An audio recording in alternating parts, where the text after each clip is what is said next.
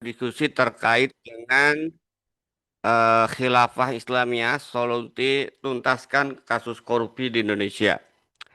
Kalau kita bicara terkait dengan korupsi di Indonesia, memang fenomena yang sangat menyedihkan dan menyakitkan, ya kan? Karena kalau kita perhatikan, eh, korupsi menjadi sebuah hal yang apa istilahnya itu perilaku yang merusak, ya. Dan itu bukan hanya menyangkut kalangan birokrat, tapi sudah juga menyentuh terkait dengan yang selama ini mungkin orang menganggap orang baik gitu kan. Kita tahu misalnya kasus korupsi kuota haji itu kan yang melibatkan juga tokoh-tokoh Islam itu kan. Nah, baik kita lihat fenomena korupsi sejak tahun 2024, ini data 2024 nanti kita tunjukkan, itu menunjukkan fenomena gunung es itu kan. Jadi 2024 itu ada 364 total kasus terdeteksi, total kerugian negara itu diperkirakan 279,9 triliun.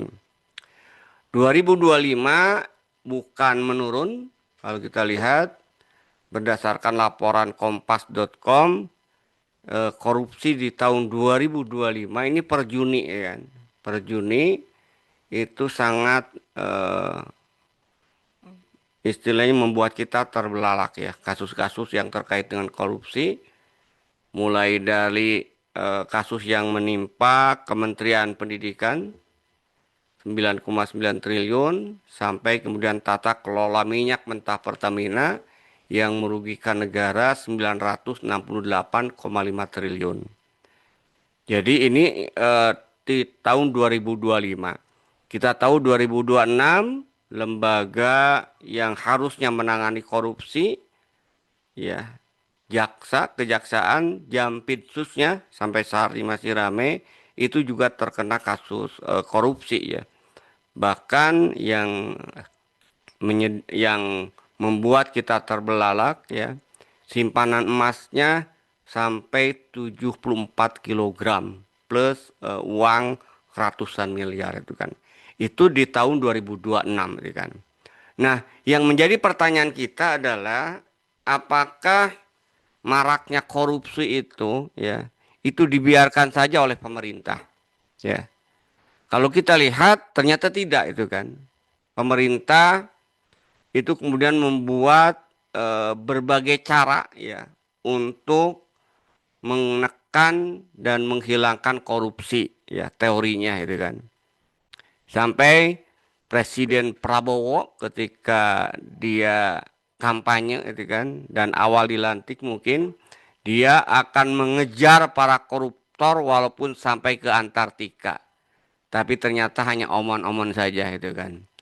Sekarang proyek-proyek yang terkait dengan makan siang gratis, Koperasi Merah Putih yang pernah kita bahas, itu ternyata tidak lepas dari intrik-intrik yang dilakukan untuk eh, korupsi ya, mempertahankan kekuasaan. Itu menurut analisis beberapa eh, intelektual atau politikus ya kan, atau juga orang yang peduli terhadap kondisi negeri ini. Nah, jadi akhirnya kalau kita lihat dan kita saksikan bukan tidak ada lembaga anti korupsi, lembaga yang berupaya untuk menghilangkan atau memberantas korupsi di Indonesia. Kalau kita lihat pilar penegakan korupsi itu sampai secara kelembagaan itu ada 4 ya yang bergerak langsung untuk mengatasi korupsi ya. Yang pertama ini yang merupakan pihak eksternal sering disebut dengan orang independen, Komisi Pemberantasan Korupsi. Kemudian di lembaga tinggi negara ada Badan Pemeriksa Keuangan, ada Kejaksaan Agung, ada juga pihak kepolisian ya. Ini adalah pilar-pilar utama secara teori untuk eh, menghentikan atau menghukum bagi para pelaku korupsi. Sementara lembaga lain juga ada Ombudsman Republik Indonesia ya. lembaga yang tugasnya melakukan pengawasan ya, terhadap kasus korupsi, termasuk juga ke para penegak korupsi, 4 lembaga di atas. Kemudian ada Komisi Kejaksaan, ini untuk kejaksaan, dan ada juga Kompolnas, Komisi Kepolisian Nasional. Tapi kalau kita perhatikan keberadaan lembaga anti korupsi ini, kalau kita lihat dengan berbagai macam problematikanya, itu sering ya, karena banyak eh, istilah itu tabrakan kepentingan, ya. Sehingga sering memicu tumpang tindih, menciptakan gesekan birokrasi yang menghambat efisiensi pemberantasan korupsi, baik di tingkat pusat maupun di tingkat akar rumput. Bahkan kalau kita perhatikan, akhirnya ini kalau dalam bahasa teman saya, setan itu berantem dengan setan, para koruptor itu kan. Jadi yang satu saling mengukat ya kan.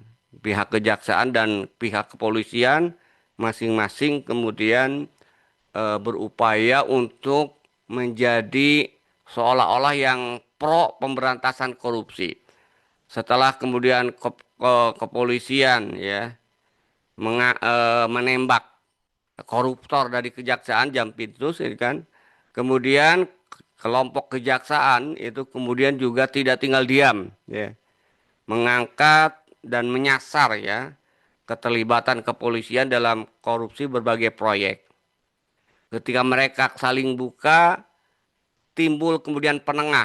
Ya, penengahnya ternyata juga lembaga yang paling korup, yaitu DPR, menengahi korupsi agar jangan sampai merembet. Kalau merembet mungkin dia juga akan kena itu kan. Nah, inilah kalau kita lihat yang terjadi itu kan. Lembaga penegakan korupsi atau anti korupsi banyak gitu kan, tapi ternyata justru korupsi bukan kemudian semakin turun, tapi faktanya korupsi semakin masif.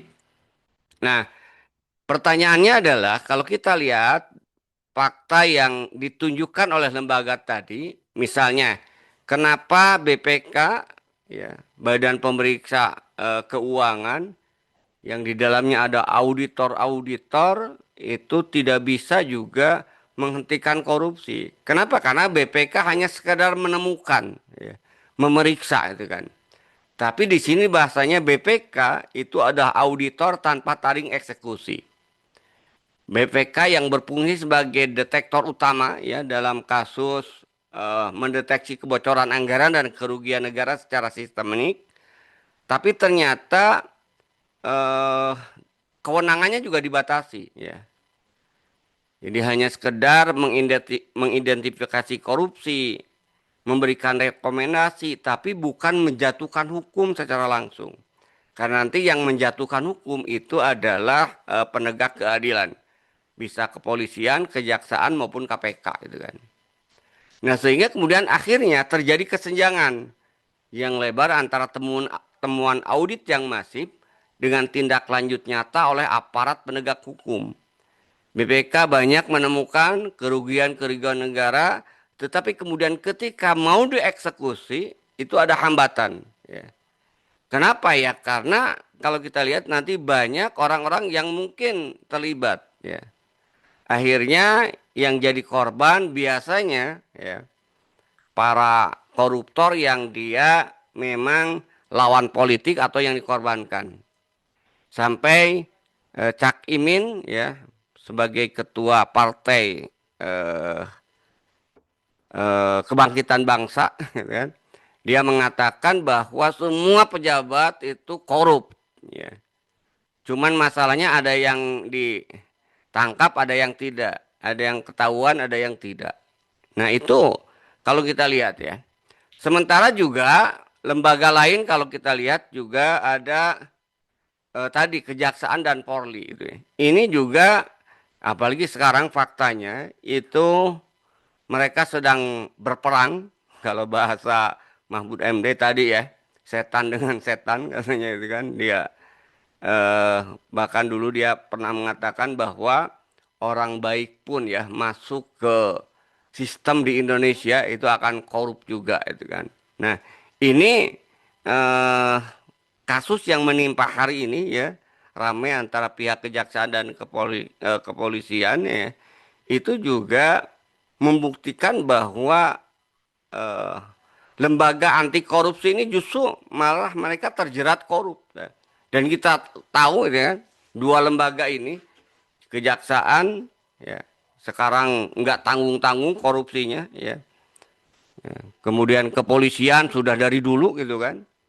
Nah, sehingga kalau kita lihat kenapa kemudian terjadi lembaga penegak korupsi kejaksaan dan Polri itu kemudian juga ternyata sarangnya korupsi juga kalau kita lihat ya pada faktanya.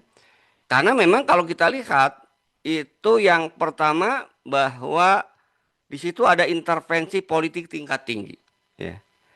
Jadi kalau seseorang itu dengat dengan kekuasaan itu biasanya aman ya. Walaupun korupsi sudah sangat kasat mata misalnya pasti aman ya. Ya termasuk juga kalau kita lihat dulu kan di Jakarta ya, Gubernur DKI ya yang kemudian jadi presiden itu sudah sangat jelas itu ya. Mulai proyek bisnya dan sebagainya ya. Tapi ya tadi itu kan karena di belakangnya adalah oligarki yang kemudian memiliki kekuasaan dan jaringan akhirnya kemudian aman ya.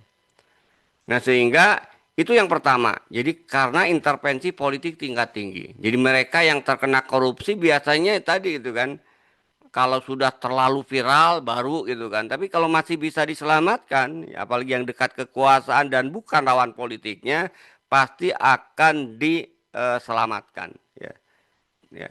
Kalau sudah tidak bisa diselamatkan, baru dikorbankan. Jadi ini yang pertama itu kan. Kalau kita lihat dari sisi penegak hukum yang dilakukan oleh kejaksaan dan kepolisian. Kemudian juga integritas internal dan setoran kasus. Jadi budaya birokrasi yang masih rentan terhadap praktek transaksional di dalam tubuh institusi penegak hukum, ya, maka saya kira akhirnya penegakan korupsi ya itu jalan di tempat ya. Bahkan kalau kita lihat ya sering gurau kan kalau kita kehilangan itu jangan lapor ke polisi karena kalau lapor ke polisi hilang ayam ya bukan ayamnya kembali tapi domba kita akan hilang. Kenapa? Karena itu ada praktek suap, ada praktek yang tadi itu kan dia tidak akan bergerak kalau tidak ada kemudian amplop bahasanya atau dana yang kemudian disampaikan oleh pelapor itu kan. Ini masalah kecil itu kan, masalah di masyarakat. Apalagi kalau kita bicara terkait dengan masalah yang melibatkan birokrat, yang melibatkan pejabat, selama kemudian ada setoran, maka bisa jadi aman-aman saja gitu kan. Kemudian yang ketiga, ketumpulan terhadap elit lokal, satuan kerja di daerah seringkali mengalami hambatan psikologis dan politik untuk menindak tokoh berpengaruh di wilayah mereka sendiri. Ini kalau kita lihat tantangan dari lembaga penegak korupsi, kejaksaan dan kepolisian, kan. Nah, sementara KPK yang ini dibuat di masa SBY, kalau saya lupa ya, udah lama. Tapi di masa Jokowi itu kemudian dilemahkan. Kan. Di sini sering disebutkan bahwa KPK itu mandiri ya, tapi terbatasi. Karena ini kan bukan istilahnya lembaga pemerintah yang terkait dengan departemen. Kalau tadi kejaksaan itu kan terkait dengan departemen kejaksaan, kepolisian terkait dengan kepolisian, kemudian auditor itu terkait dengan lembaga pemerintah. Nah, dibuatlah seolah-olah agar pemberantasan korupsi itu kemudian lebih efektif, dibuat lembaga yang lebih independen, yaitu KPK. Memang kalau kita lihat secara kekuatan, KPK memiliki kekuatan utama. Kewenangan investigasi independen sebagai pilar utama penegakan hukum tindakan pidana yang diharapkan tindak korupsi yang diharapkan bisa efektif gitu kan. Tapi ternyata juga ada hambatan struktural dari KPK ini. Dampak revisi Undang-Undang KPK yang secara substansial membatasi ruang gerak serta independensi operasional para penyidik di lapangan, ini akhirnya tadi itu kan, secara teori bisa investigatif secara independen, tapi kenyataannya sulit. Dan yang ketiga juga terkait dengan integritas pimpinannya. Adanya risiko intervensi eksternal dalam proses seleksi pemimpinan yang berpotensi melemahkan marwah institusi secara politis. Wong ketika kemudian ketua KPK akan diangkat itu kan yang istilahnya menentukan DPR ya kan. Nah kita tahu DPR itu lembaga yang paling korup gitu kan. Maka dia nggak akan bisa gitu kan eh, secara politik untuk mengangkat orang yang berani kemudian mengungkap secara signifikan kejahatan-kejahatan korupsi-korupsi yang terjadi kemudian di lembaga DPR misalnya itu kan. Sehingga kalau kita lihat hasilnya kita saksikan kan, lembaga paling korup ya sebenarnya DPR gitu kan, dengan berbagai macam cara dan strategi mereka korupsi gitu kan. Nah, ketika kemudian KPK, kemudian juga tadi ada kejaksaan kepolisian, ada kemudian juga BPK, ternyata tidak mampu kemudian memberantas korupsi, tiba-tiba muncul juga itu kan yang disebut dengan Tim Strategi Nasional Pencegahan Korupsi ya. Yang kemudian melancarkan aksi dalam rangka mencegah korupsi ya. Ya. Itu eh rencananya tadi ya bergerak untuk mengatasi korupsi di tahun 2025-2026 ya dengan berbagai program ya di mana fokus mereka dan aksi mereka dalam mencegah korupsi ya terkait dengan perizinan dan tata niaga, keuangan negara, penegakan hukum dan reformasi birokrasi ini program-programnya ini kan. Dan ini sebenarnya sudah lama itu kan. Sudah lama dibentuk tahun 2018 melalui peraturan presiden terdiri dari di dalam negeri, Kementerian Pan RB, Bappenas. Tugasnya itu menyusun strategi pencegahan korupsi sebagai acuan bagi pemerintah pusat dan daerah. Ya. Nah, tapi kalau kita lihat faktanya, walaupun ada tim ya strategi nasional pencegahan korupsi, tetap aja kalau kita lihat korupsi semakin masif. Nah, yang jadi pertanyaan itu adalah kenapa korupsi itu semakin masif? Kalau kita perhatikan sering kan ini di sisi lain tadi ya bahwa dengan berbagai lembaga anti korupsi ternyata tidak mampu kemudian menghentikan korupsi di Indonesia, muncul kemudian sebuah apologis ya, sebuah statement seolah-olah melegalkan korupsi bahwa kenapa kemudian korupsi di Indonesia tinggi? Karena gaji tenaga kerja di Indonesia, ASN dan juga termasuk jaksa dan kepolisian ya, itu rendah itu kan. Kemudian kan dinaikkan ya gaji mereka. Ya. Apa faktanya? Bagaimana hasilnya ya? Ketika gaji sudah dinaikkan ya, tetap aja ternyata korupsi tidak turun ya. Faktanya justru yang melakukan korupsi kalau kita lihat ini di kasus tahun 2000 sampai 2024 tadi ada 2000 lebih kasus korupsi. Siapa yang melakukan korupsi itu bukan yang gajinya kecil, ya kan? Bukan yang penghasilannya kecil, ya kan? Kita lihat ada pejabat eselon 1, ada anggota DPR, DPRD, ya. Ada kepala daerah, ya, itu 169 kasus, ya. Ada anggota DPR, DPRD 358 kasus. Kemudian kepala lembaga 41 kasus, hakimnya sendiri itu kan. Gubernur itu 28 kasus. Artinya kalau kita lihat eh,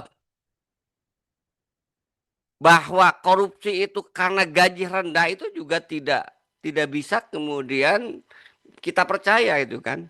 Karena yang korup itu adalah mereka-mereka para pejabat yang saya kira gajinya itu bukan istilahnya itu kecil itu kan. gubernur dengan berbagai macam tunjangannya gitu kan. Hakim, kemudian ASN juga banyak sekarang yang remunerasi dan sebagainya, apalagi anggota DPR gitu kan. Tidur aja mereka dibayar gitu kan. Yang kerjaannya bikin undang-undang yang menyengsarakan sambil tidur karena undang-undangnya sudah ya sebenarnya di belakang itu sudah dibuat oleh oligarki, mereka tinggal mengesahkan dibayar, tapi tetap aja korupnya juga semakin tinggi gitu kan. Nah, karena itu kalau kita bicara terkait dengan korupsi ini, maka kalau kita perhatikan, kita analisis, kenapa korupsi di Indonesia sulit diberantas, bukan kemudian menghilang, berkurang, tapi semakin kemudian meningkat. Jadi ada istilah dulu itu kan, eh, istilahnya itu rumor, bukan rumor ya. Kalau zaman Orde Baru, ya kan, Orde Lama ya, Orde Baru betul, itu korupsi itu di bawah meja, ya. Kemudian Orde Reformasi di atas meja, sekarang dengan meja-mejanya dikorupsi itu kan. Artinya tingkat korupsi itu bukan berkurang, tapi kemudian semakin masif. Nah, pertanyaannya adalah kenapa korupsi semakin masif? Ya, kalau kita lihat, ini adalah eh, kondisi yang sebenarnya tidak akan bisa ditangani kalau tidak komprehensif. Ya. Kenapa? Karena korupsi itu sudah menjadi penyakit masyarakat yang sistemik. Nah, apa yang disebut dengan penyakit masyarakat? Jadi penyakit masyarakat itu bukan malimo aja, maling, ya, judi itu kan. Malimo itu apa dulu sih? Embli maling, eh, eh, judi, kemudian yang itulah, saya lupa singkatannya itu. Tapi korupsi itu yang eh, juga sudah menjadi penyakit masyarakat. Tentu kita harus memahami apa sih sebenarnya yang disebut dengan masyarakat. Karena salah mendefinisikan masyarakat, pada akhirnya juga salah dalam menangani korupsi ini. Ya. Karena kesadaran bahwa korupsi itu sudah semakin masif, korupsi itu sudah sistemik, ya, korupsi itu sudah menjadi penyakit masyarakat, itu sudah dipahami, gitu kan, sudah dirasakan. Cuman kadang-kadang karena tidak memahami definisi masyarakat, fakta masyarakat kemudian secara eh, istilahnya itu tepat, akhirnya kemudian ya eh, korupsi sudah menjadi penyakit masyarakat, tapi solusinya itu masih parsial, ya, tidak komprehensif menyusun, menyasar maksudnya, ya, komponen-komponen yang membangun eksistensi keberadaan sebuah masyarakat. Nah, apa sih yang disebut dengan masyarakat? Syekh Taqiyuddin Adhamani menyatakan masyarakat itu adalah kumpulan individu dan interaksi mereka diikat oleh pemikiran, perasaan, dan aturan yang sama.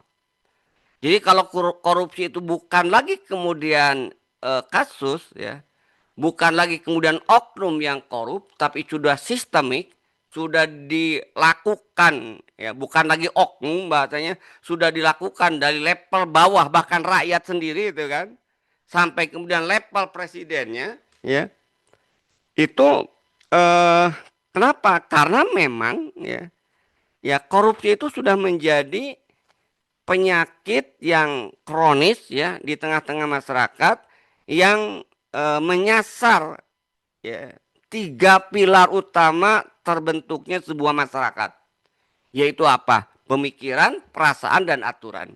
Dan hari ini kalau kita bicara terkait dengan akar masalah korupsi, karena sudah sistemik dan sistem yang dijalankan hari ini adalah sistem kapitalis, ya, maka kalau kita bicara terkait dengan kenapa korupsi semakin masif, ya karena sistem kapitalis inilah yang kemudian menjadi penyakit, ya, di tengah-tengah kehidupan masyarakat Indonesia yang diterapkan eh, untuk mengatur politik dan ekonomi, ya. Nah, tadi disebutkan bahwa masyarakat menurut Syekh Taqiyuddin Adhamani itu adalah kumpulan individu dan interaksi di antara mereka yang diikat oleh pemikiran, perasaan, dan aturan yang sama. Dan hari ini kalau kita lihat kapitalisme atau sekulerisme kapitalisme sebagai sebuah sistem yang diterapkan itu sangat bukan mendukung, mendorong ya orang untuk korup. Nyaris tidak ada kendali sama sekali ya dalam sistem kapitalis untuk orang kemudian tidak korup gitu kan. Secara ini ya, secara sistem gitu kan. Kenapa? Karena kalau kita lihat, kita bedah satu persatu itu kan. Yang pertama pemikiran, ya. Jadi kalau kita lihat ya pemikiran kapitalis, ya intinya itu ada tiga. Yang pertama asas pemikirannya itu sekulerisme. Ya. Akidahnya itu sekulerisme, yaitu memisahkan agama dari kehidupan. Seolah-olah agama itu hanya ada di masjid. Agama hanya mengatur urusan ibadah. Agama itu tidak terkait dengan politik dan ekonomi. Ya. Maka wajar kalau kita lihat dengan sekulerisme ini. Memandang bahwa agama itu hanya terkait dengan ritual. Kita tidak aneh kalau Departemen Agama itu juga adalah departemen yang paling korup juga. Berikutnya ada para pendidikan, pernah saya lihat ya kan. Dan kita lihat juga tokoh-tokoh yang korupsi juga melibatkan juga ya para ulama itu kan yang dikenal di tengah-tengah masyarakat ya. Bahkan dulu proyek Al-Qur'an juga dikorup gitu kan. Ini kan kenapa? Karena sekulerisme seolah-olah urusan terkait dengan politik, terkait dengan ekonomi itu tidak diatur oleh Islam. Yang kedua, pemikiran yang sangat berbahaya dari pemikiran kapitalisme ini, kita sudah bahas ya ketika membahas terkait dengan kritik pemikiran Barat, bahwa standar perbuatan ya, dalam sistem kapitalis itu manfaat. Ya. Jadi perbuatan bisa baik kalau itu bermanfaat. Dan itu menjalar juga pemikiran ini kepada tokoh-tokoh partai Islam. Mohon maaf ini. Sampai pernah saya katakan ada partai Islam yang mengatakan bahwa ya daripada dikorupsi oleh yang lain lebih baik dikorupsi sama kita itu kan. Kalau kita kan korupsi kita bagikan ke pesantren misalnya. Itu ada pernyataan seperti itu. Mereka korupsi berjamaah gitu kan. Mungkin katanya agar lebih barokah. Nauzubillahi min dzalik. Itu pernyataan seperti itu gitu. Kenapa mereka kemudian menyatakan seperti itu? Tadi ini muncul karena pemikirannya sudah bukan pemikiran Islam lagi.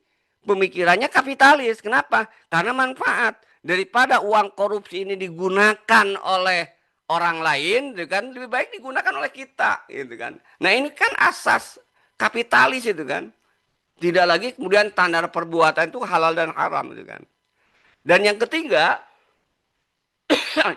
dari aspek pemikiran, ukuran keberhasilan atau kebahagiaan itu terpenuhinya kebutuhan materi. Nah kalau dari sisi pemikiran kita lihat mulai asasnya, standar perbuatan, ukuran keberhasilan itu nggak ada yang mampu kemudian mengendalikan korupsi. Justru semuanya mendorong korupsi gitu kan. Itu dari sisi pemikiran yang sekarang kemudian menimpa sebagian besar para pejabat ya termasuk juga masyarakat kita gitu kan. Kemudian yang kedua perasaan ya kan. Perasaan itu kan terkait dengan senang dan bencinya seseorang terhadap sesuatu itu kan.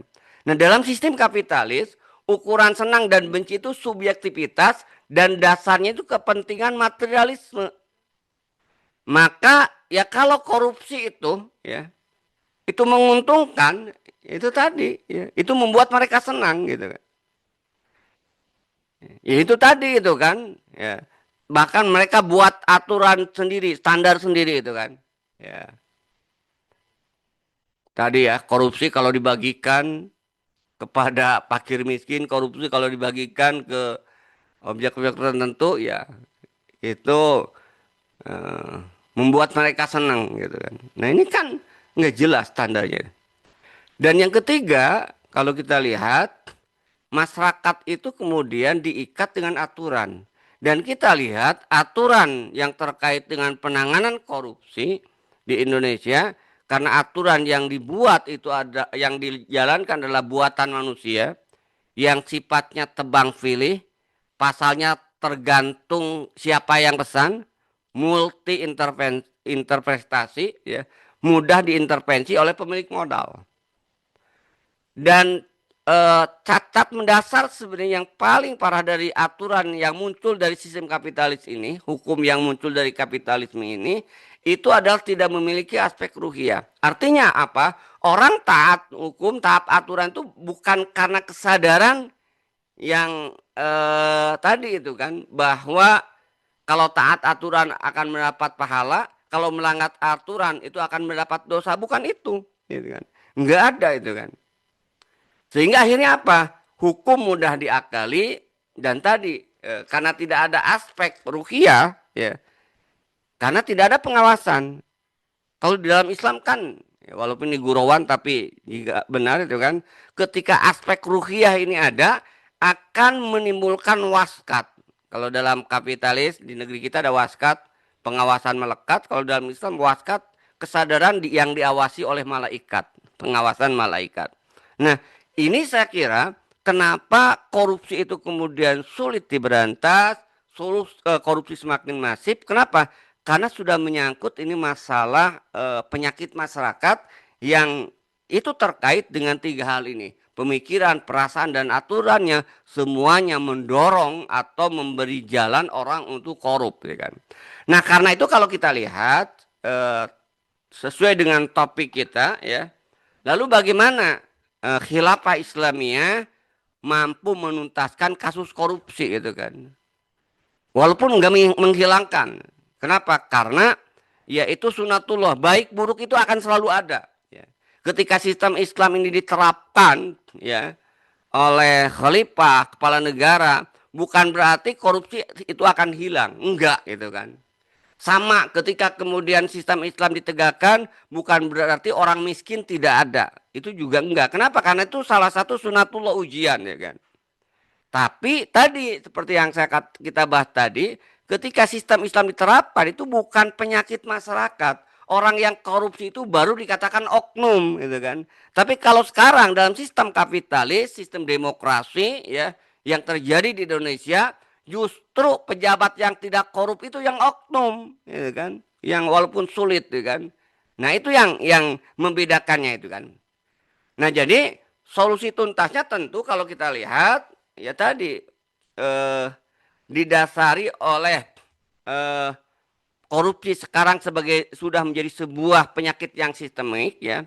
Kegagalan sistem tadi sudah sebutkan, standar materialistik dan lemahnya pengawasan, maka inilah yang kemudian menjadi korupsi itu kemudian semakin marak gitu kan, dan seolah-olah sulit untuk dikendalikan.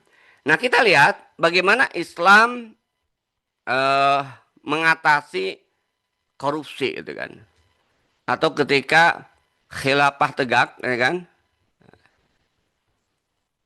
Nah, jadi tadi kalau kita lihat,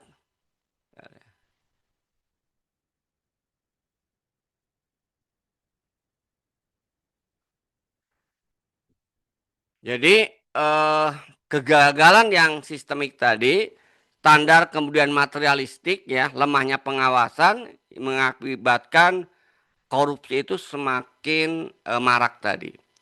Dan saya katakan tadi, korupsi ini sudah menjadi penyakit masyarakat. Akar masalahnya itu di tiga masalah tadi. Pemikiran, perasaan, dan kemudian aturan.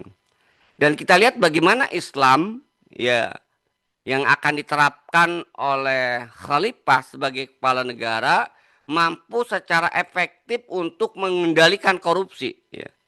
Walaupun tadi saya katakan tidak akan sampai nol.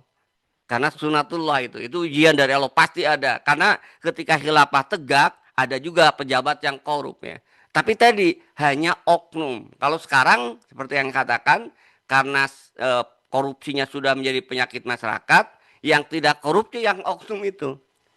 Misalnya sampai sekarang kan sering ada gurauan itu kan. Polisi itu yang tidak korup itu hanya yang benar itu kan hanya dua katanya, dua atau tiga, ya. Satu Pak Sugeng, ya, ke polisi dulu yang sangat sederhana. Kemudian polisi tidur yang tidak korup itu, Dan yang ketiga patung polisi katanya. Udah itu, yang lainnya itu kan itu terkena semua. Gitu kan. Artinya yang tidak korupsinya oknum. Nah kalau dalam sistem Islam justru yang korupsi itu yang oknum gitu kan. Nah pertama tentu khalifah atau negara ya akan berupaya ya mengatasi korupsi ini ya itu dengan menyentuh pilar pertama yaitu pemikiran. Ya. Jadi pertama khilafah itu akan menghapus sekulerisme. Jadi agama itu akan diajarkan dan kemudian dipahami oleh masyarakat individu lewat pendidikan baik pendidikan formal maupun non formal bahwa Islam itu adalah istilahnya itu mengatur seluruh aspek kehidupan. Islam mengharamkan sekulerisme, memisahkan agama dari kehidupan. Maka dengan dihapusnya sekulerisme dan Islam kemudian disadari dan diyakini kemudian mengatur seluruh aspek kehidupan, maka ini akan mentransformasi kesadaran individu agar senantiasa merasa diawasi oleh Allah, muraqabah, muncul kesadaran. Kenapa? Karena tadi bahwa perilaku apapun itu diawasi oleh Allah itu kan, ya baik terkait dengan politik maupun ekonomi, Islam kemudian hadir, maka akan merasa kemudian diawasi ya dan selalu sadar bahwa tujuan kehidupan itu adalah akhirat ya kan dan di dunia itu ibadah dengan menjalankan aturan secara kafah. Kemudian yang kedua, pemikiran yang akan dikembangkan lewat pendidikan dan juga praktek gitu kan terkait dengan kesadaran pemahaman bahwa standar perbuatan. Standar perbuatan, ukuran perbuatan itu bukan maslahat, bukan manfaat, tapi halal dan haram. Ya. Dan yang ketiga, ya, standar kebahagiaan. Ukuran keberhasilan bukan didasarkan kepada keberhasilan yang bersifat materi, tapi tadi keridhaan Allah. Gitu kan. Nah, sehingga orientasinya itu akhirat. Ya. Nah, ini yang pertama itu kan. Negara atau khalifah itu akan memberikan ya pendidikan ya, kepada umat ya muslim maupun non muslim dengan pilar pemikiran yang tiga ini. Jadi menghapuskan sekulerisme, Islam harus diterapkan secara kafah, diyakini dan diterapkan secara kafah. Standar perbuatan itu bukan manfaat tapi halal dan haram, dan standar kebahagiaan bukan terpenuhinya kebutuhan materi tapi kebahagiaan ketika manusia hidup itu mendapat ridha dari Allah Subhanahu wa taala.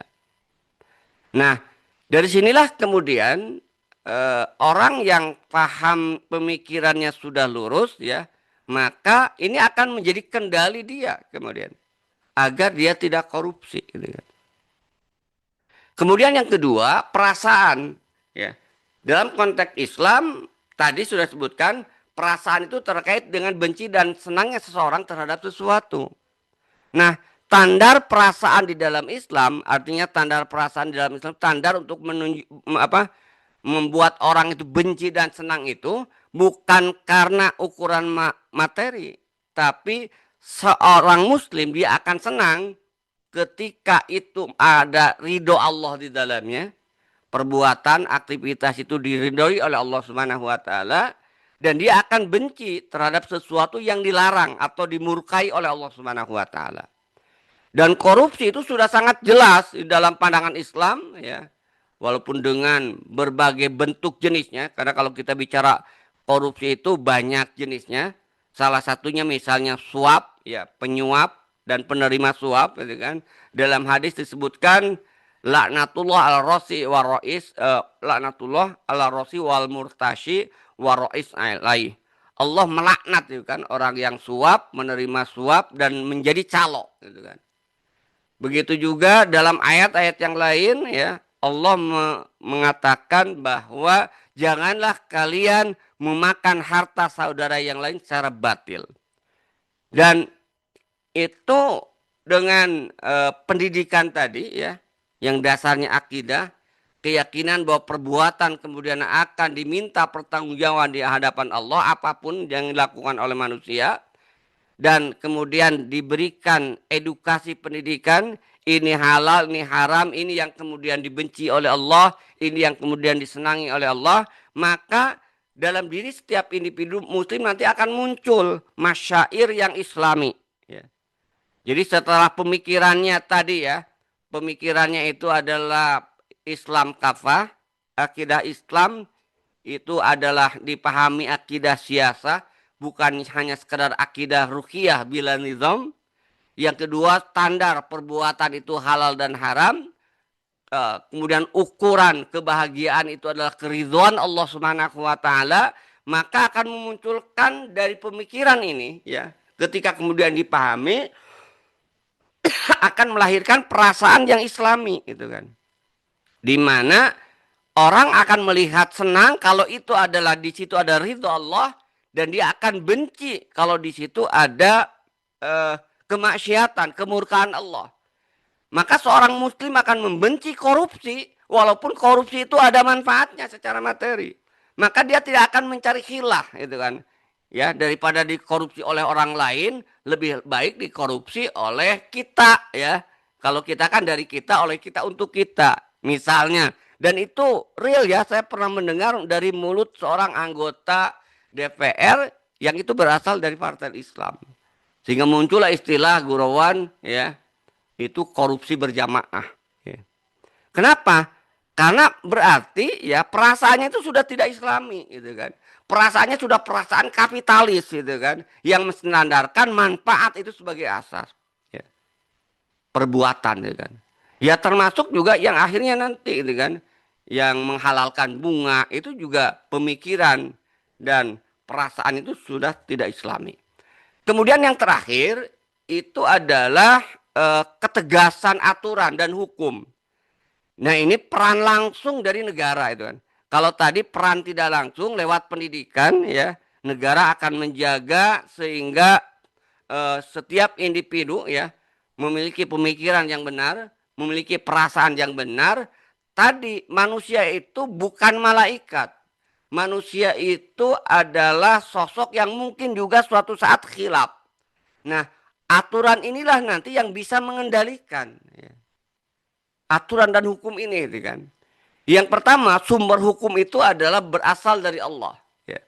Ini bersifat tetap, tidak dipengaruhi oleh kepentingan politik sesaat, dan menjamin keadilan secara mutlak bagi seluruh rakyat, muslim maupun non muslim ya. Sampai kalau kita lihat kan terkait dengan penegakan aturan yang luar biasa dicontohkan oleh Rasulullah. Kata Rasulullah, andaikan Fatimah itu mencuri, maka aku akan potong tangannya.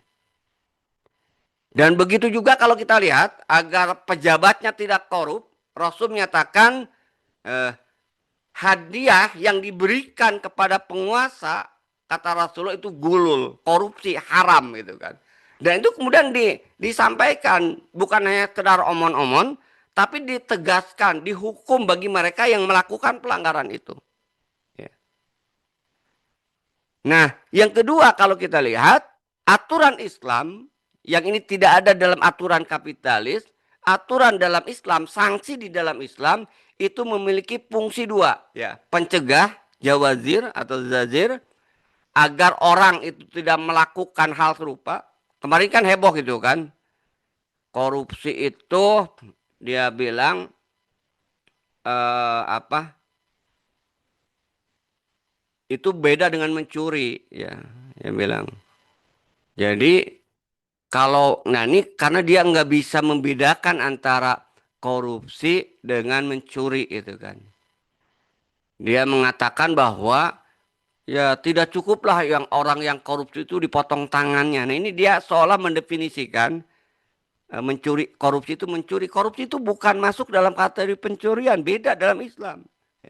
Makanya orang yang korupsi itu tidak akan dipotong tangan. Tapi bisa jadi potong leher gitu kan. Bukan potong tangannya, lehernya, tergantung besarnya korupsi gitu kan.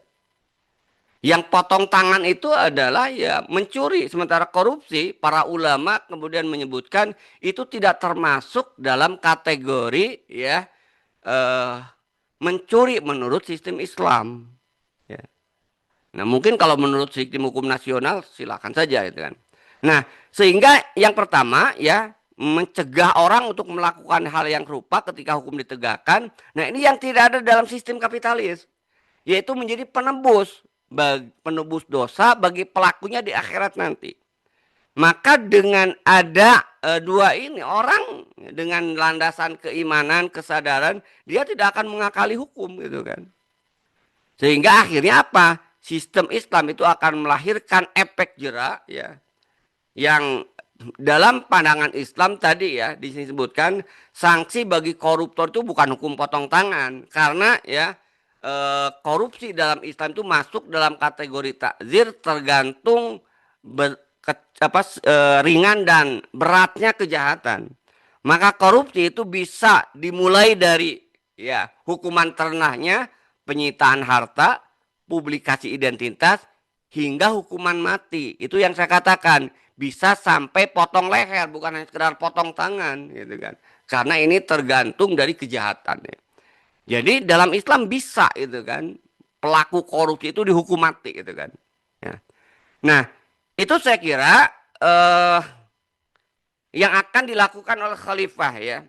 Itu tadi membenahi pemikiran masyarakat atau umat ya, yang akhirnya kemudian perasaan mereka otomatis akan juga eh, diperbaiki atau dirubah gitu kan. Dan yang ketiga, peran negara langsung tadi menerapkan hukum yang sudah ditentukan oleh Allah Subhanahu wa taala yang disandarkan kepada aturan Allah dalam Al-Qur'an dan Sunnah. Nah, dalam di sisi lain kalau tadi disebutkan bahwa salah satu pendorong korupsi itu gaji yang rendah, maka Islam itu melakukan strategi ya. Misalnya dalam sistem penggajian itu penggajian yang layak. Rasulullah kan kami mengatakan siapa yang istilahnya itu kami berikan pekerjaan, kalau dia tidak punya rumah ya itu akan diberikan rumah, tidak punya kendaraan akan diberikan kendaraan, kalau tidak punya istri silahkan menikah gitu kan. Jadi dan tentu kalau ini kan berarti gajinya itu layak ya. Rumah bukan hanya rumah SSSSS itu kan. Sangat sempit sekali sampai susah selonjoran gitu kan bahasanya itu kan. Ditambah sisi sawah gitu kan. Bukan itu kan. Tapi rumah yang layak. Karena Islam memberikan standar rumah yang layak itu ada. Karena rumah itu juga di dalamnya itu tempat berlindung dan tidak boleh terlihat dari luar aurat ya kan. Kemudian juga harus memisahkan antara anak laki-laki dan perempuan kamarnya. Makanya di dalam Islam itu ya tadi kalau dia menjadi pejabat ya, menjadi petugas, maka dia akan mendapatkan penggajian yang layak. Kemudian yang kedua, perhitungan kekayaan pejabat. Umar bin Khattab yang menggagas. Kalau sekarang ada yang disebut dengan ya melaporkan kekayaan, walaupun juga ya nggak pernah juga diperiksa benar-benar itu kan. Kayak sekarang si yang jaksa muda itu kan melaporkan kekayaannya berapa itu kan dalam LKHPN-nya itu kan. Nggak pernah kemudian diseriusi itu kan. Hanya ini. Nah, di dalam Islam justru ya kalau sekarang ada tuntutan untuk pembuktian terbalik. Jadi dalam Islam itu kenapa harus dihitung harta kekayaan? Ini kan meniru ya, apa yang dilakukan oleh Umar bin Khattab kan. Umar bin Khattab itu ketika dia mengangkat pejabat, hartanya itu dihitung dulu. Ya, pejabat itu. Setelah dia kemudian selesai menjabat, kemudian dihitung kelebihannya. Ya. Nah kalau kelebihannya tidak rasional dibandingkan dengan tadi ya tunjangannya ya atau gajinya, ya dia harus membuktikan bahwa penambahan harta yang signifikan itu bukan hasil korupsi. Kalau dia tidak bisa membuktikan, langsung diambil alih oleh negara. Karena kalau dia tidak bisa membuktikan, berarti itu harta gulul. Ya. Misalnya kalau dia bisa membuktikan, oh ternyata tambahannya itu dari ya warisan. Nah itu nggak akan disita. Tapi kalau dia tidak bisa membuktikan, maka sudah pasti pada zaman Umar bin Khattab ini yang akan kemudian ditarik gitu kan. Dan ini pernah terjadi dan dilakukan ya kan. Yaitu tadi berikutnya penyitaan harta koruptor. Jadi kalau misalnya sudah jelas korupsi itu bukan dibiarkan, disita tadi tergantung besarnya ya sampai juga bisa jadi dihukum lebih berat. Nah, sehingga dengan tiga hal ini, sistem penggajian yang layak, perhitungan kekayaan pejabat ya kan, kemudian penyitaan harta koruptor, maka ini akan menciptakan tata kelola yang amanah berdasarkan prinsip keadilan ilahi. Terlebih lagi tadi, mereka yang menjadi pejabat di pemikirannya tadi itu sudah benar gitu kan, sudah baik gitu kan. Nah, contoh kita lihat ya, praktek keadilan di masa khilafah. Bagaimana kemudian ketegasan Khalifah Umar bin Khattab ya. Umar dikenal sangat tegas terhadap para gubernur. Beliau mencatat harta kekayaan pejabat sebelum mereka menjabat dan tidak segan menyita kelebihan harta yang tidak wajar untuk dikembalikan ke kas negara Baitul Mal. Umar bin Khattab menggagas apa yang disebut dengan sistem audit terpadu. Ya. Kalau sekarang ada BPK tadi, Umar bin Khattab lebih dulu ya. Penerapan mekanisme pelaporan berkala bagi para pejabat daerah. Pengawasan ketat ini dilakukan oleh lembaga khusus yang memastikan tidak ada penyalahgunaan wewenang dalam pengelolaan zakat dan kharaj maupun juga pendapatan-pendapatan yang lainnya. Dan yang ketiga ini yang harus kita lihat juga, pemimpinnya sendiri memang memprioritaskan sikap hidup yang zuhud dan integritas. Dan itu dicontohkan langsung oleh Umar bin Khattab sebagai khalifahnya. Nah, ini kita lihat ya kan. Nah, sehingga kalau kita lihat paradigma ya Islam dan kapitalis dalam menangani korupsi, kapitalis biasanya fokus utama pada regulasi teknis dan prosedural, memisahkan urusan agama dari tata kelola publik, mengabaikan aspek ruhiyah dan integritas individu dalam sistem, cenderung hanya memberikan efek jera yang sifatnya materi ataupun administratif. Sementara dalam pandangan Islam, itu integrasi yang harmonis antara ketakwaan ya iman individu ruhiyah dengan ketegasan sistem hukum. Artinya inilah kenapa Rasulullah itu ya itu tidak hanya mendasarkan kepada ketakwaan tapi hukum juga kemudian betul-betul diterapkan. Kenapa? Karena tadi manusia itu bukan malaikat, manusia punya potensi salah gitu kan. Nah, sehingga dalam pandangan Islam negara atau khalifah ya, karena negara dalam Islam ya khalifah itu sendiri, tidak ada negara ketika ada khalifah, fungsinya itu adalah sebagai penjaga amanah dan pelaksana syariat yang adil. Ya. Kemudian mekanisme pencegahan berbasis kesadaran atas pengawasan Allah. Jadi aturan apapun kalau tidak ada kesadaran ini sulit. Makanya nanti yang disentuh seperti yang saya katakan di awal tadi, di dalam sistem Islam khalifah itu bukan hanya sanksi itu kan, tapi juga kesadaran ya. Tapi ketika manusia kemudian lupa atau tergoda ya, tetap sanksi tegas yang diberikan ya, itu akan mewujudkan keadilan dunia dan tadi juga sebagai pembebas siksa di akhirat kelak ya. Sehingga dengan penerapan syariat Islam, penanganan korupsi ya yang dilakukan oleh khalifah sebagai kepala negara, maka kalau kita lihat dampaknya akan kita rasakan. Yang pertama, terciptanya keamanan harta publik melalui pengawasan syariat. Hari ini saya kira korupsi yang terbesar itu sebenarnya korupsi harta milik umum, harta milik publik yang diserahkan kepada swasta. Tadi di awal slide saya, korupsi terbesar yang terungkap 2025 kan, itu adalah tadi pengelolaan tender minyak bumi yang merugikan negara sampai 960 triliun, mendekati 1000 triliun. Ya. Jadi itu yang pertama, dampak solusi Islam, terciptanya keamanan harta publik ya melalui pengawasan syariat. Ya salah satu pengawasan syariatnya apa? Harta kekayaan milik bumi wajib dikelola oleh negara, haram diserahkan pada swasta. Nah sekarang ketika kemudian diserahkan ke swasta, kong kali kong, pastilah gitu kan ada rente yang masuk gitu kan. Ketika memberikan konsesi tambang, ya Papua misalnya yang tambang emas yang berulang kali kemudian diperpanjang, pasti di situ ada rente yang kemudian dinikmati oleh para pejabat. Yang kedua, pemerataan kesejahteraan karena hilangnya kebocoran anggaran. Bayangkan kita lihat tadi ya, hanya dari anggaran minyak tadi 961 triliun. Itu lebih dari cukup ya untuk menggratiskan pendidikan kesehatan.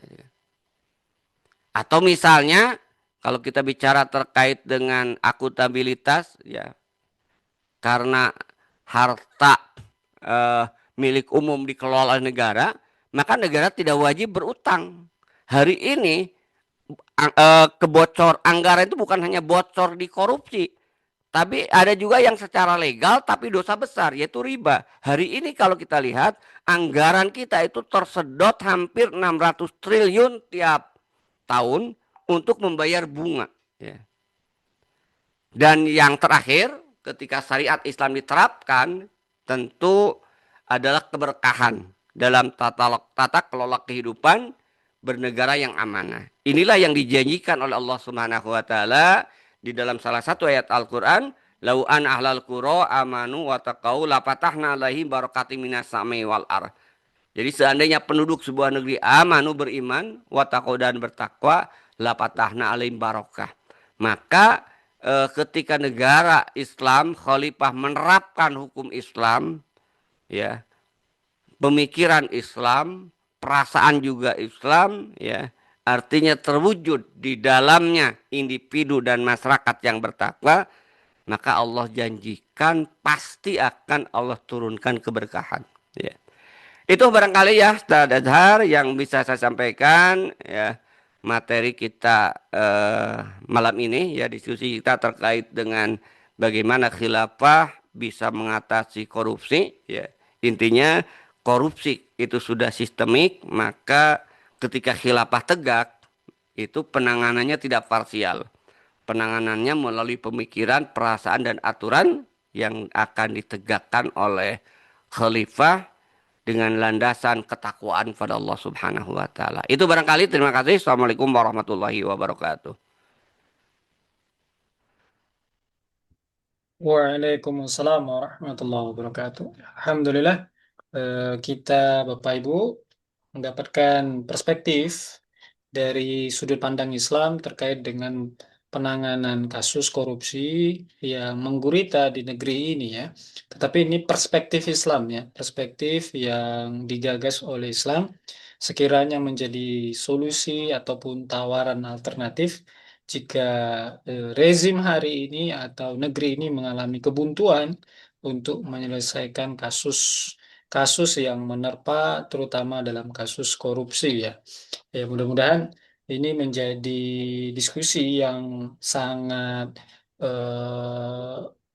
produktif ya untuk mencari jalan keluar atau memang seakan-akan tidak ingin keluar juga mungkin ya negeri ini dari kasus ini seperti sepertinya dipelihara ini. Ya, buat Bapak Ibu kita buka sesi diskusi tanya jawab buat Bapak Ibu yang ingin bertanya. Ini kita sepertinya kita cukup batasi beberapa pertanyaan saja.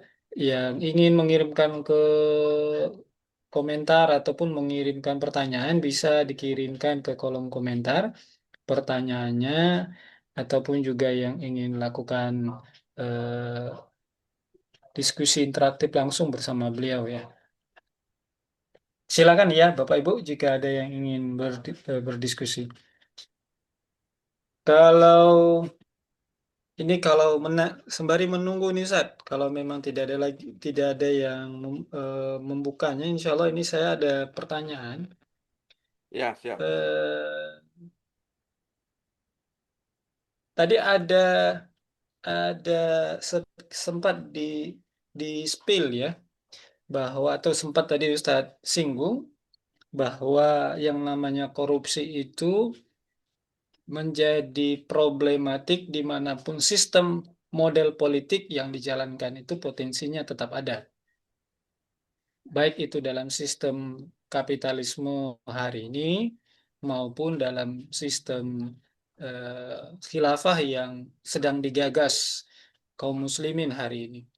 Nah, em, lantas kebetulan memang ada yang komen juga di akun TikTok kita, yang seakan-akan nada nada bertanya sekaligus nyinyir ini Ustaz. Apakah di era khilafah nanti korupsi dan nepotisme itu tidak ada sama sekali ya? Ini bagaimana kita mensikapinya ataupun memberikan penjelasan bahwa tadi di dalam sistem politik apapun korupsi itu juga masih ada. Lantas kenapa harus berpindah sistem ya? Kalau memang peluang korupsi itu tetap sama-sama ada di sistem manapun. Nah, gimana nanggapinya nih Ustaz? Ya, ini memang orang orang kalau sudah tidak tahu fokus bahasan, ya itulah komentarnya gitu kan. Jadi kalau kita bicara seperti yang saya sampaikan tadi, korupsi itu nggak akan bisa hilang. Ya.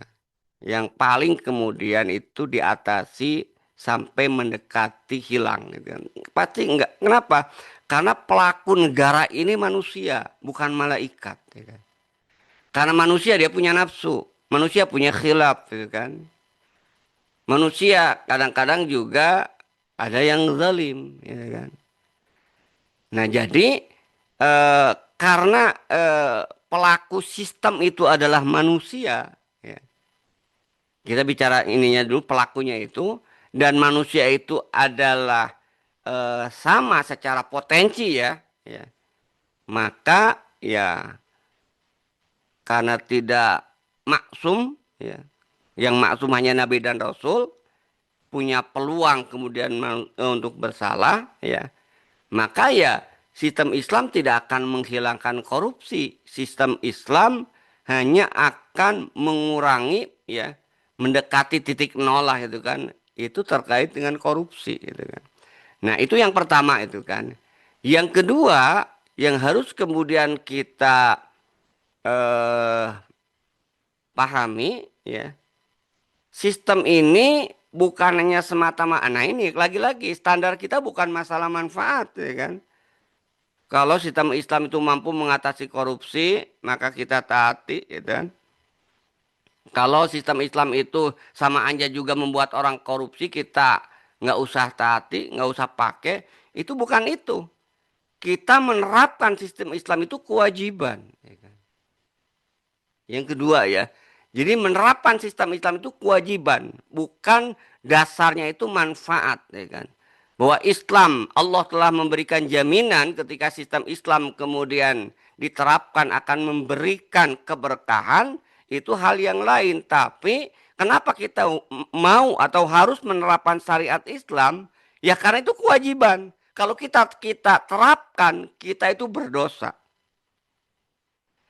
Jadi kasarnya gini, dalam sistem Islam ada korupsi, dalam sistem kapitalis ada korupsi ya. Nah, dalam sistem Islam ya, ketika Islam diterapkan, kita sudah bebas dari dosa tidak menerapkan hukum Islam. Termasuk tadi kan hukumannya gitu kan. Kemudian pendidikannya itu sudah gitu kan. Tapi dalam sistem kapitalis kita tidak, kita berdosa katakanlah ya, walaupun faktanya nggak ada sistem kapitalis yang tidak korupsi. Katakanlah ada yang tidak korupsi. Pejabatnya misalnya itu tidak korup. Pejabatnya kemudian tegas misalnya seperti di Korea ya. Orang yang korupsi kemudian dihukum mati. Di beberapa negara pejabat yang korup itu kan mengundurkan diri ya. Bukan malah kemudian membanggakan diri gitu kan. Nah, itu tetap karena yang diterapkan hukumnya hukum kapitalis, hukum buatan manusia, dosa dia dua kali itu kan. Ya, pertama kalau ada yang korupsi berdosa, jelas. Yang kedua berdosa karena tidak menerapkan hukum Islam. Itu yang kedua itu kan. Jadi menerapkan hukum Islam itu adalah eh, kewajiban ya kan. Nah, yang ketiga ya eh, koruptor ya itu nanti korupsi ya nanti bicara keberadaannya itu kan. Kalau dalam sistem Islam ada pejabat yang korup ya, maka itu oknum gitu kan. Tapi dalam sistem kapitalis pejabat yang korup itu biasa. Itu kan beda itu kan. Ya. Nah, jadi itu beda itu kan. Nah, itu saya kira ya. Jadi sistem Islam memang tidak akan mengenolkan korupsi itu kan. Tapi dia tidak akan menjadikan korupsi itu menjadi sebuah penyakit masyarakat. Tidak akan kemudian penyakit korupsi itu menjadi sebuah yang sistemik gitu kan. Nah, dalam kapitalis ya dengan pemikiran, perasaan dan aturannya ya itu menjadi penyakit masyarakat ya yang akhirnya tadi itu kan eh, seolah-olah nah ini tadi kalau pemikirannya kapitalis akhirnya tergantung kan bisa aja yang sebenarnya korupsi atau itu bisa dianggap hal yang wajar. Kenapa? Karena standarnya materi, standarnya bukan aturan Allah. Contoh itu kan dulu itu kan, ini saya ingat saya posisi saya sebagai seorang dosen itu kan, memberikan hadiah kepada pejabat itu hal yang biasa. Sekarang itu kan dianggap itu gratifikasi. Padahal Islam sudah tegas dari dulu gitu kan bahwa seseorang yang sudah diberikan gaji ya kan dan fasilitas maka menerima hadiah terkait dengan jabatannya itu gulul haram gitu kan. Ya. Rasul menyebutkan tadi itu kan itu masuk dalam kategori harta gulul. Nah jadi itu ya. Jadi dengan tiga perbedaan tadi itu kan mana bisa kemudian dikatakan sama. Nah orang yang mengatakan kalau begitu kalau dalam sistem khalifah atau sistem Islam ada korupsi dan sistem sekarang juga ada korupsi ngapain harus diganti sistem. Nah itu adalah pernyataan yang konyol, pernyataan yang bodoh ya yang memang tidak memahami inti masalah. Padahal intinya saya katakan tadi tiga tadi ya. Itu ya barangkali Ustaz Azhar. Wallahu a'lam bishawab. Iya, berarti ini menegaskan Ustadz ya, bahwa persoalan korupsi dari tahun ke tahun hingga yang terbaru ini mengkonfirmasi apa yang tadi Ustadz sampaikan, bahwa korupsi ini adalah persoalan sistemik ya, bukan persoalan oknum per oknum, tapi kalaupun katanya oknum kok banyak kali oknumnya. Nah, kan gini Ustadz. Nah, jadi boleh nggak sedikit diulang Ustadz? Kalaulah memang Indonesia ini korupsinya menjadi extraordinary crime, menjadi prioritas dalam penyelesaian kasus, nah, dan penegak hukumnya sudah disiapkan, meskipun instansinya rame juga, tapi kasusnya terus berulang, bahkan instansi itu juga terlibat dalam kasus-kasus korupsi yang tidak sedikit. Nah, ini ibaratkan lingkaran setan yang seakan-akan memang tidak selesai. Nah, bagaimana solusi konkretnya Ustadz? Bisa nggak dikasih pengulangan kalau tadi disampaikan untuk solusi tuntasnya negeri ini Ustadz? Ya itu tadi ya. eh Seperti yang saya katakan ya. Karena korupsi ini sudah menjadi penyakit masyarakat dan masyarakat itu terdiri dari tiga komponen, tiga pilar, gitu kan. Jadi individu yang diikat atau disatukan dengan pemikiran, perasaan dan aturan, ya kan. Dan kita hari ini adalah masyarakat kita masyarakat kapitalis, ya di mana pemikirannya kapitalis, perasaannya kapitalis, ya kan, aturan yang diterapkan adalah aturan kapitalis, maka korupsi itu ya akan menjadi sebuah hal yang wajar, gitu kan.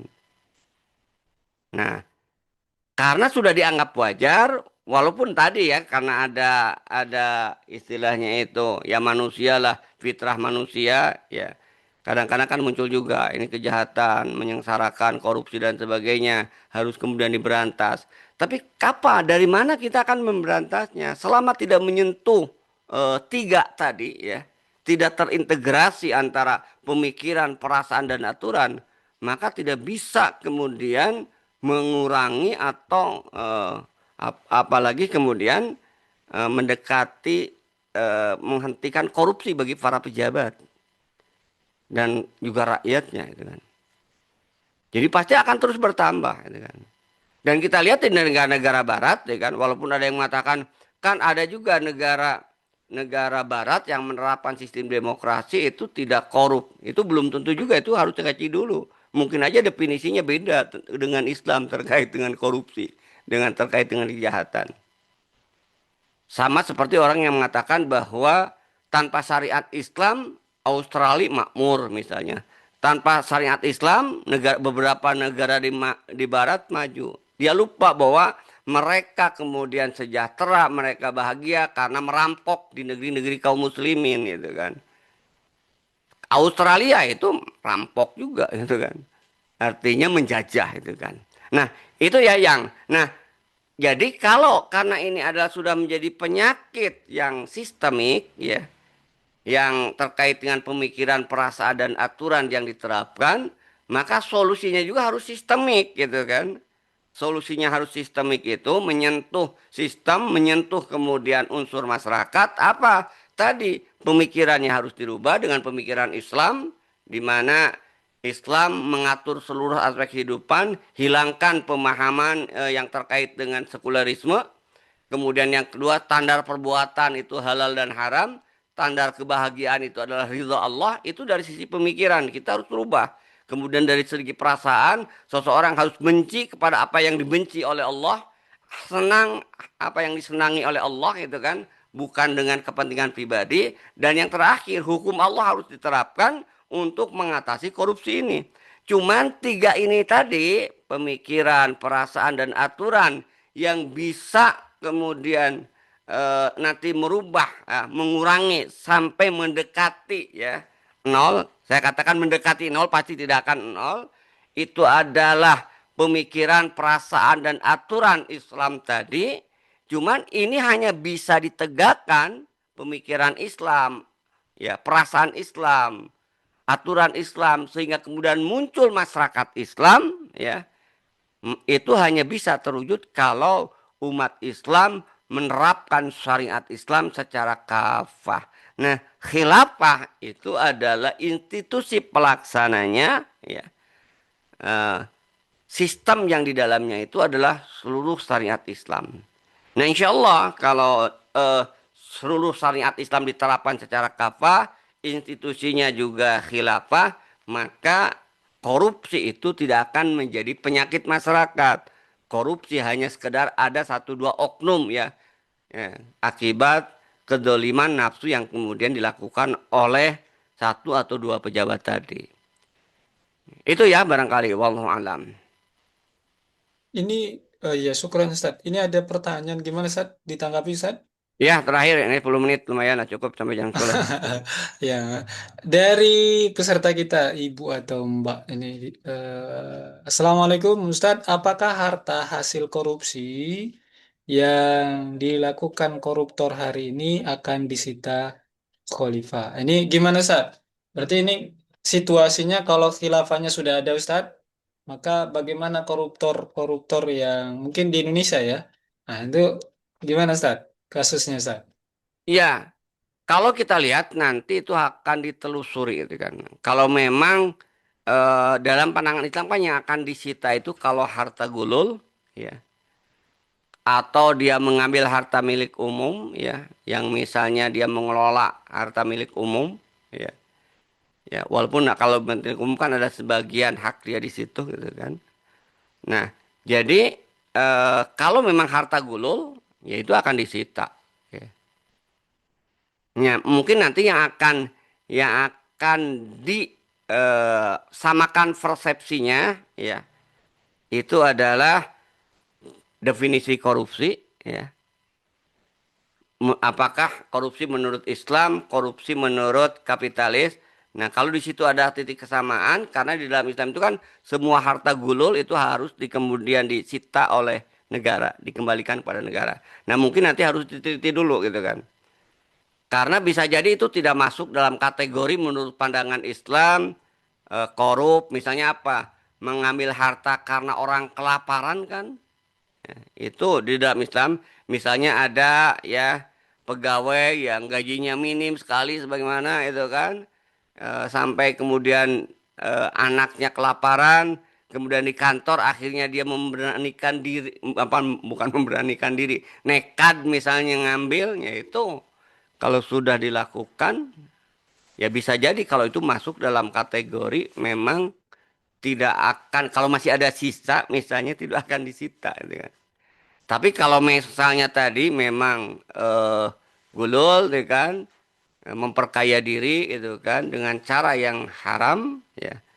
Ya, tadi ya korupsi tadi, karena korupsi itu kan mengambil hak, karena di dalam, kalau dalam konteks mungkin nanti kita akan bahas mungkin secara detil, karena fokus sekarang kan kita korupsinya ya. Karena kalau dalam bahasa fikih itu kan nanti ada gulul, ada suap itu kan. Ya, ada juga mengambil harta secara batil ya kan. Nah, menjadi pertanyaan kalau definisi korupsi yang syariat itu apakah masuk semua atau misalnya salah satu dari jenis yang pengambilan harta secara batil tadi. Nah, saya kira itu nanti perlu ada istilahnya itu kejelasan ya. Tapi kalau korupsi dalam pengertian harta gulul ya, harta yang kemudian diambil karena dia menggunakan, menyalahgunakan jabatan ya, maka setelah kemudian khilafah tegak ya, ya nanti ya kalau misalnya masih tersisa dan banyak ya bisa aja itu disita gitu kan oleh khalifah ya, atau nanti tergantung kebijakan khalifah gitu kan, bisa aja pengampunan gitu kan, atau bisa aja nanti ada ketentuan-ketentuan regulasi yang dikeluarkan khalifah ya, dari sisi nominal ataupun kuantitatif maupun kualitatif ya. Misalnya kuantitatif dari sisi jumlah yang dikorupnya, kualitatif prosesnya misalnya. Nah, artinya itu semua kemenangan khalifah, tapi prinsip dasarnya ya harta gulul ya memang harus dikembalikan. Ya, itu ya. Itu ya. eh, Barangkali wallahu Ya, a'lam bishawab. oke. Terima kasih Ustaz. Ini dari pertanyaan Mbak Dian ya, sebagai pertanyaan terakhir. Ustaz, sebelum ditutup Ustaz, sekalian di closing statement, ada satu pertanyaan yang menarik Ustaz sebelum ditutup.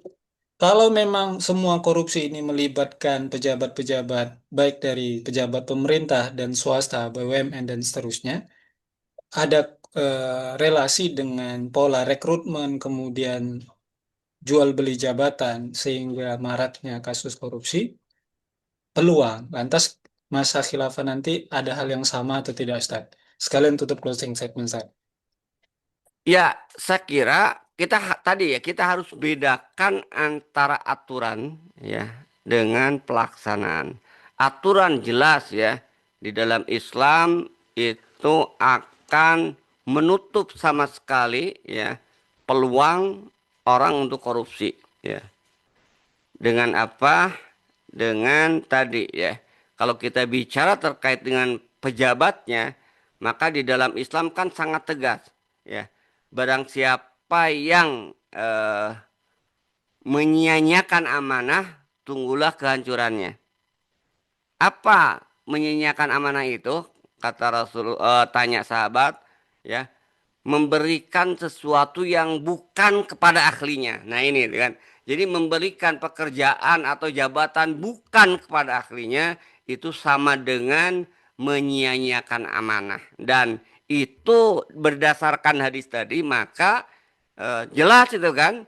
Kalau kita bicara terkait dengan eh, pejabat di dalam Islam, dia harus profesional jelas, yang itu bukan berarti diabaikan, karena kalau kita bicara terkait dengan hadis Rasulullah menyerahkan pekerjaan bukan pada ahlinya berarti profesionalisme itu hal yang akan kemudian diperhatikan dalam rekrutmen tenaga.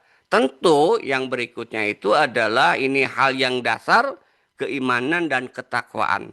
Makanya Umar bin Khattab ketika kemudian memilih kemudian pejabat, memilih kemudian bawahannya, maka faktor utama itu keimanan dan ketakwaan, dan yang kedua tadi dia berpegang pada profesionalisme. Nah, dengan dua ini ya, keimanan dan ketakwaan dan yang kedua profesionalisme, saya kira ya sangat akan kecil peluang pejabat yang diangkat itu adalah pejabat yang korup gitu ya. Kenapa? Karena bisa jadi tadi faktor yang mendorong orang korupsi karena dia masuk ke jadi pejabatnya nyuap itu kan biaya banyak ya gaji kecil ya akhirnya gimana lagi korupsi seolah-olah sebagai sesuatu yang wajar. Balik modal, Itu Ustaz. sistem kapitalis. Iya, itu. Wallahu a'lam bishawab. Itu ya. Syukur, Ustaz.